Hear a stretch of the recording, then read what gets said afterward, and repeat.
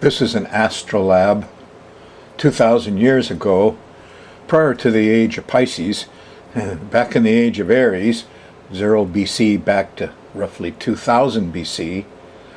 This was a common thing to have around. It's set up, its job is to set up a horoscope for somebody or something or the start of something. If you wanted to check out the planets and how they're set up, you used your astrolab. Some of these were made of gold. Yeah.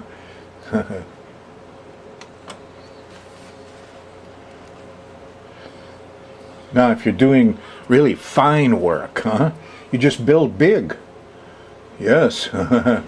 And they did. And that's what a lot of the Stonehenges and the newest one is Göbekli Tepe, which is 10,000-12,000 years old. And like Stonehenge, you just build big and you can gain the sort of accuracy that you want.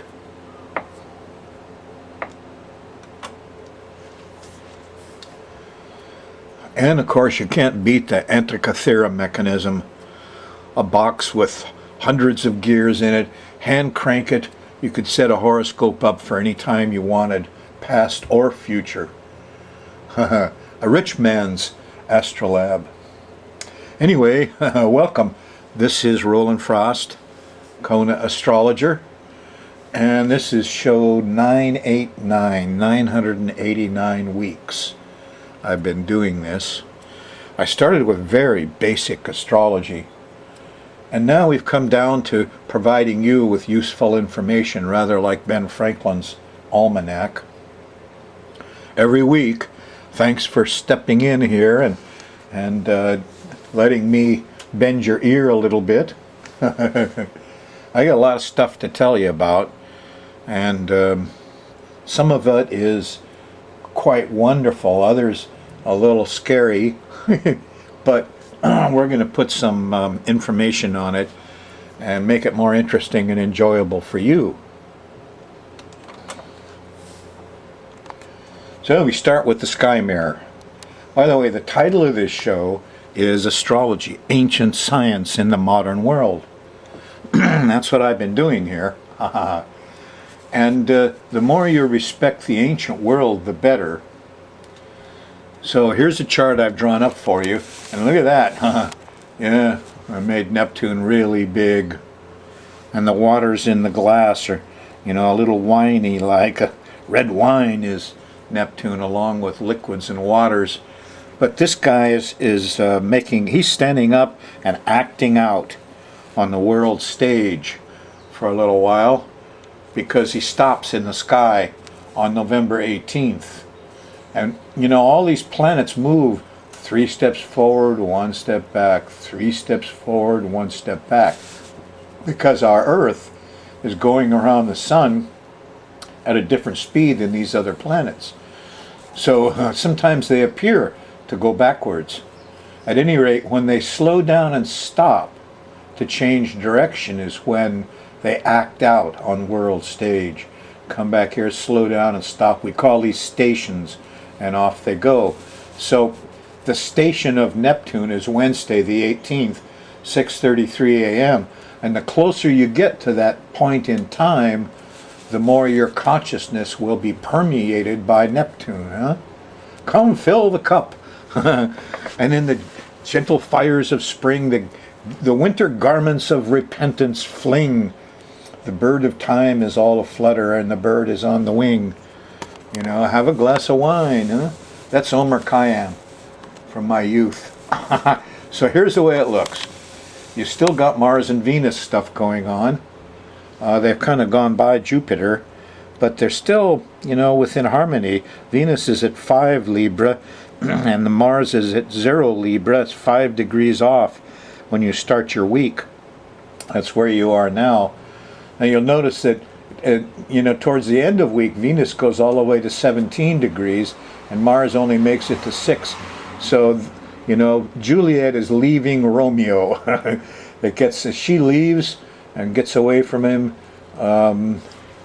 It gets less romantic, and maybe less sexy. Anyway, the Sun, well, it's going through the last of Scorpio. Good time for dealing with hidden secret stuff. I got some neat secret stuff to tell you about on this show. So let's get to it here. We've still got some oppositions. Venus is going to oppose Uranus at the end of your next week, by the way. And we still got Pluto squaring Uranus.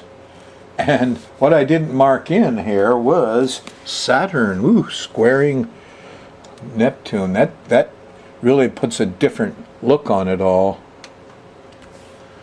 There you are. Now, the problem is when Neptune here, which is like Pisces to some of you folks, he rules Pisces, when he acts up, and he does rule liquids, I'm expecting some liquid problems in Hawaii here. That could be quite a thing. And the best hope we got here is that when Neptune is acting up on the stage, and Neptune is an actor, yes, he's the star actor, the phony. He's the priest, artist, doctor, musician too, magician. So he's very showy, and when he gets on stage, boy, he can really act up. You know, there's nothing like the videos of the flood waters, right? Or the surfing. Anyway, with Saturn squaring old Neptune here, he's going to be more restrained. That's the best hope we've got, is that there's some restriction on Neptune. And Saturn is like, you know, an immovable object. Saturn, he's kind of sneaky in here, right? 5 Sag. But he's like a dam, huh? And the question is the dam going to hold back the water? Yeah. The question is the seawall going to hold? Is the foundation going to hold, or is the ocean going to take the foundation, the house going to topple in the ocean? So Saturn is there trying to hold back, you know, the excesses of Neptune, and you will see how it goes in the coming month. Anyway, we're going to do the next 10 days here for you. And what we do, we got the planetary pattern. We know these characters. Humanity has studied them for 50,000 years. We're just going to run the moon around the edge of this planetary pattern. It goes around once every month. And as it makes angles to these planets, these people, well, it generates the mood of the times, we'll call it. This is the generic.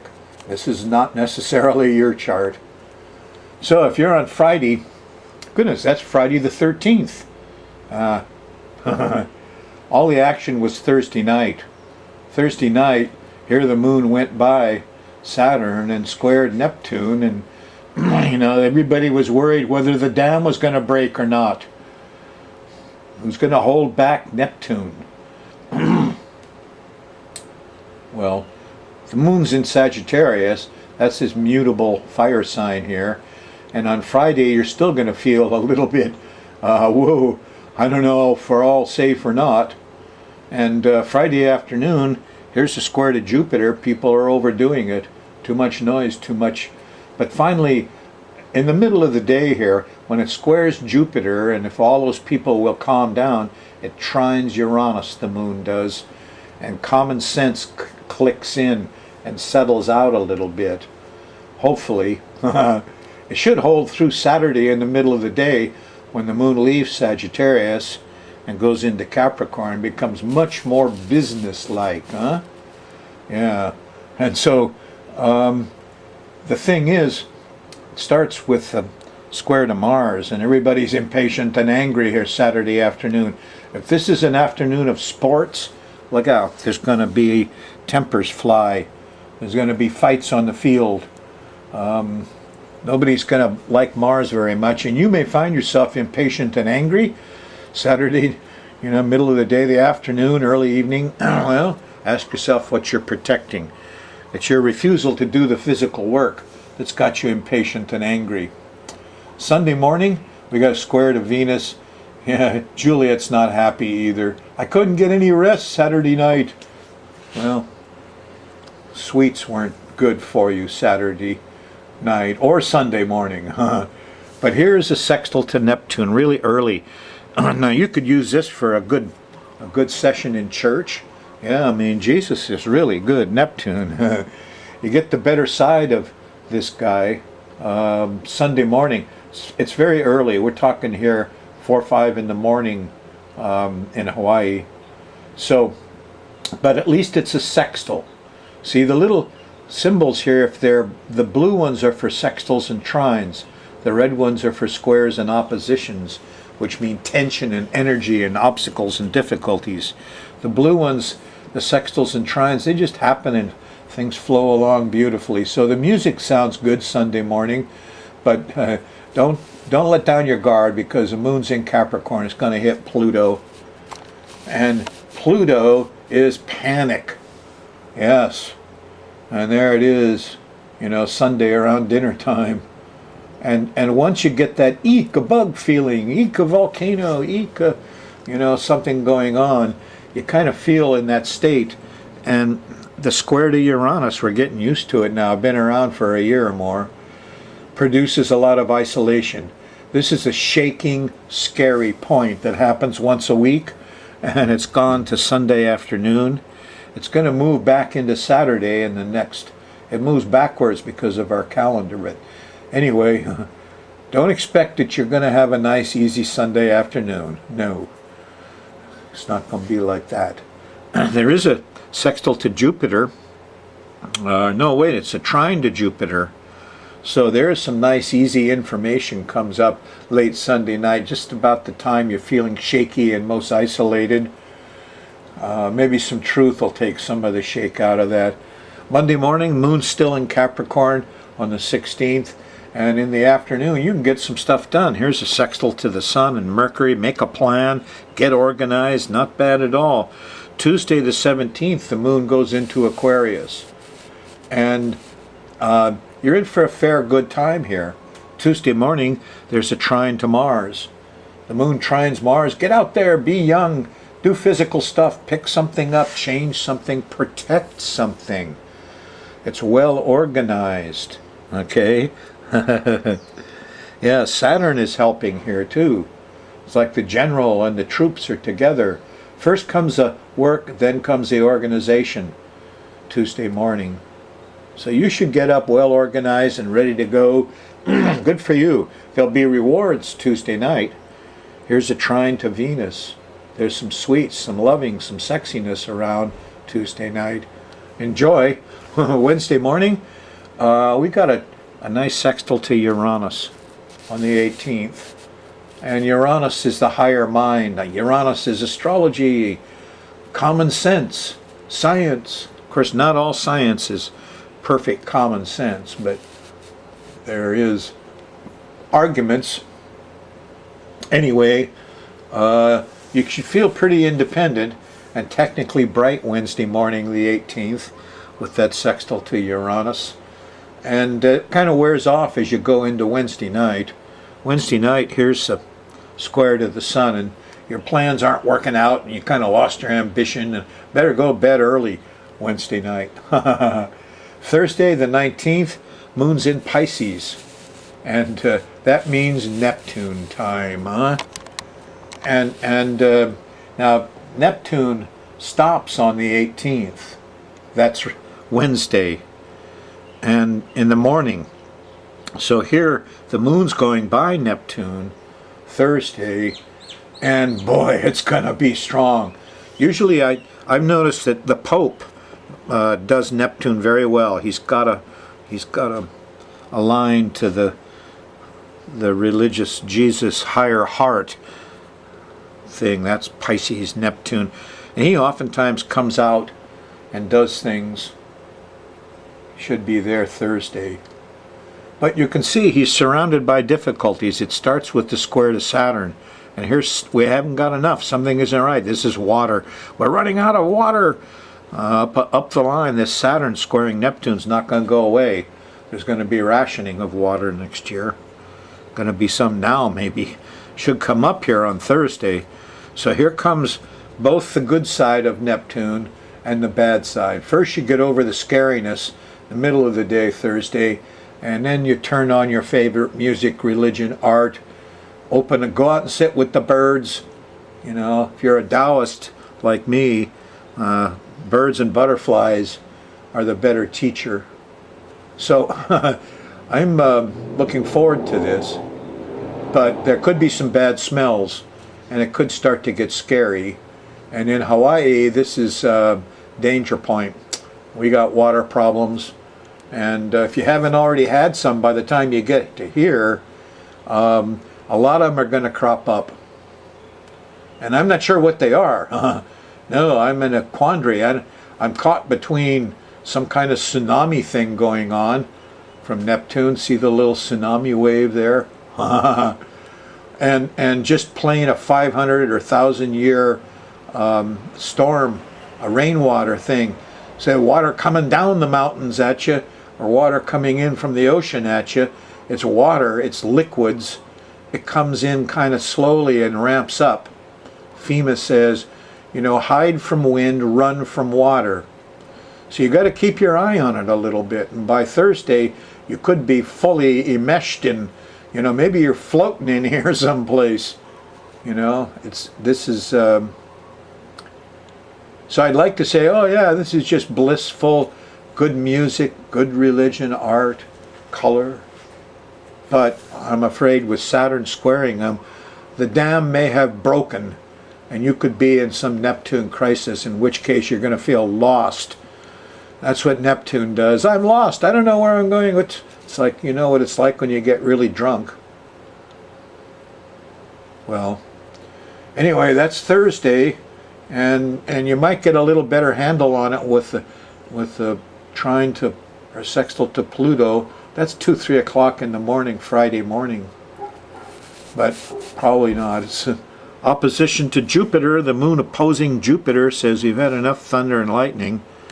Friday morning, moon still in Pisces, a water sign. Probably still feeling did the dam break? No, I don't know. Shouldn't laugh. This is serious business. Neptune's really acting up.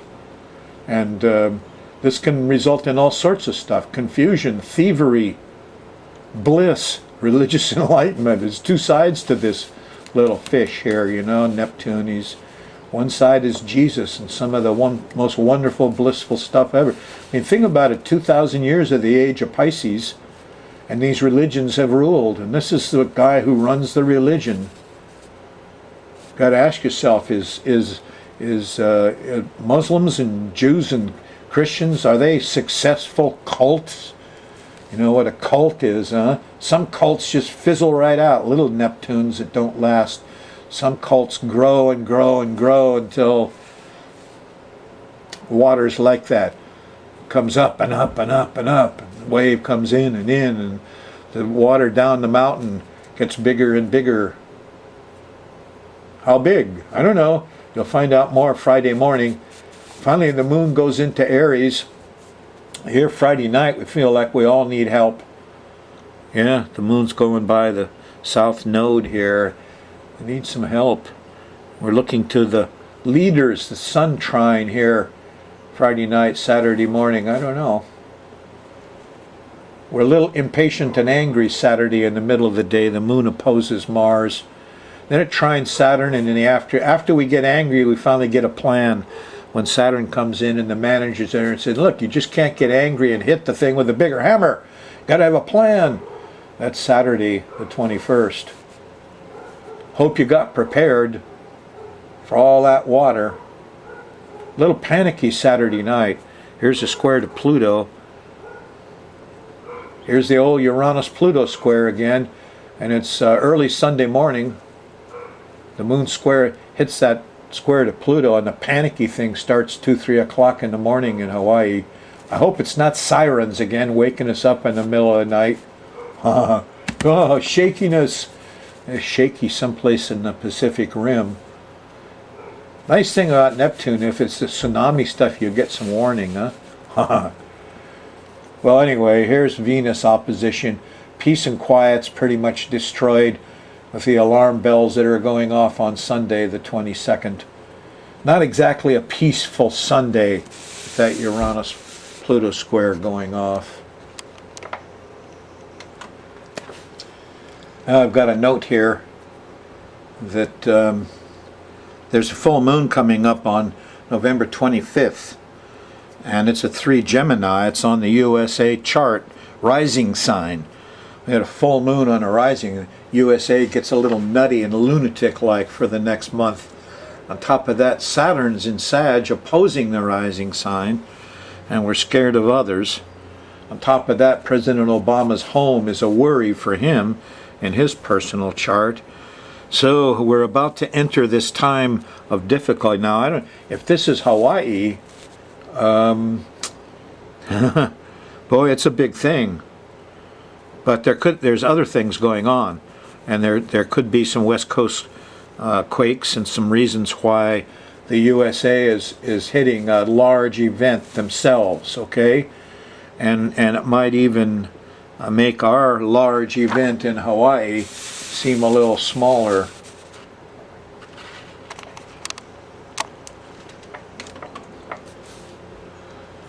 Now, on a lighter note, I love the old show, the Ancient Alien show. And lately you saw Göbekli Tepe. Is some ruins over in Turkey. And it turns out there's big standing stones with animals on them in a circle. What is that? We don't know what those animals are, they said. Come on, guys, it's a zodiac. Anyway, these ruins are like 10, 12,000 years old. And it proves that there was a high-tech civilization. Furthermore, whenever you go back that far, you find this tremendous respect for the celestial science, the one I'm studying. There's a guy named Graham Hancock. Sometimes he seems like he's one of these, get on there and write a book quick and do stuff, kind of like the other guys on Ancient Aliens. But, he came out and told the truth about pot and some other stuff. And he's been talking about this and the fact that it proves this older civilization that we need to acknowledge.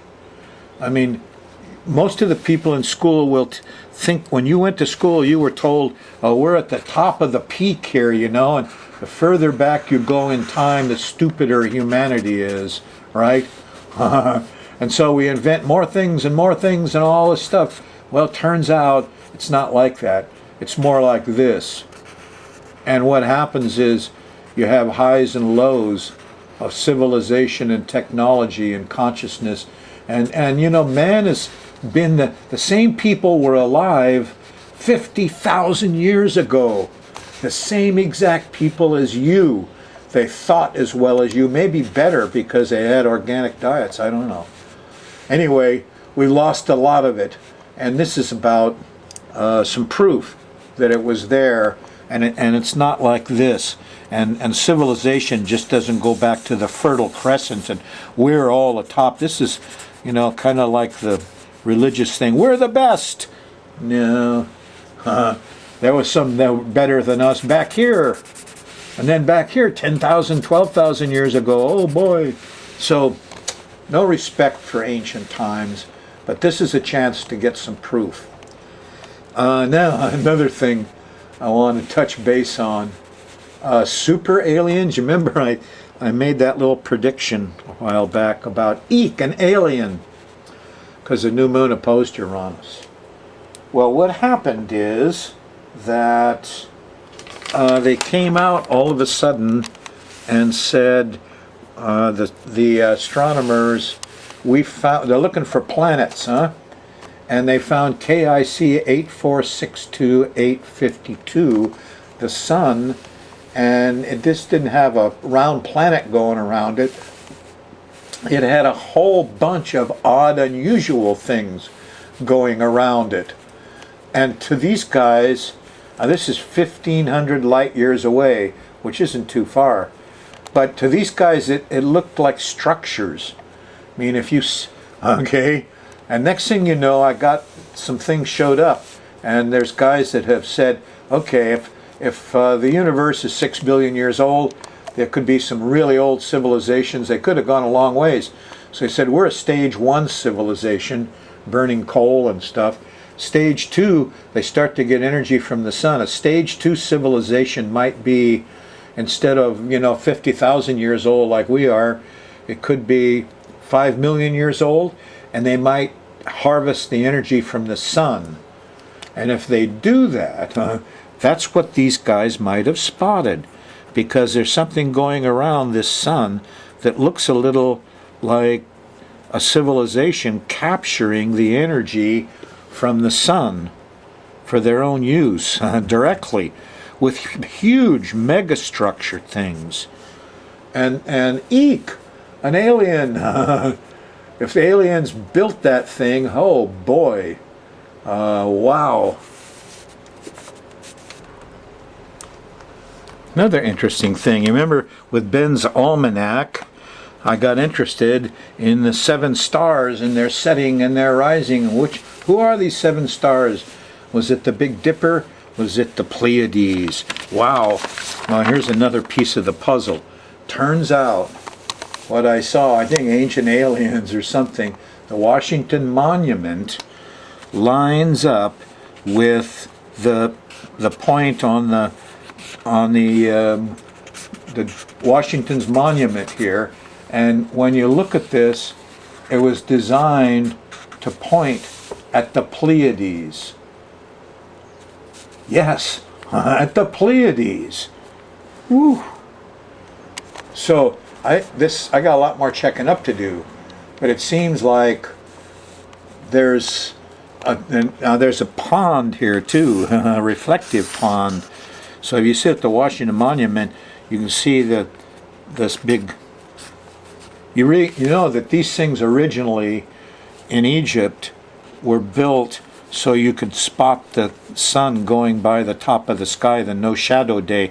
So they don't really work if you're not in the tropics. If you had an obelisk like this in Hawaii, it would work beautiful, and it would tell you exactly when the no shadow day, when the sun, the Father, came to sit with you.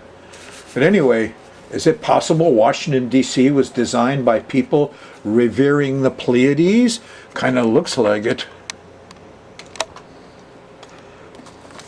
Finally, I know I'm running out of time, trying to figure out the Neptune big event for Hawaii, and I'm torn between tsunamis and 1,000-year storms.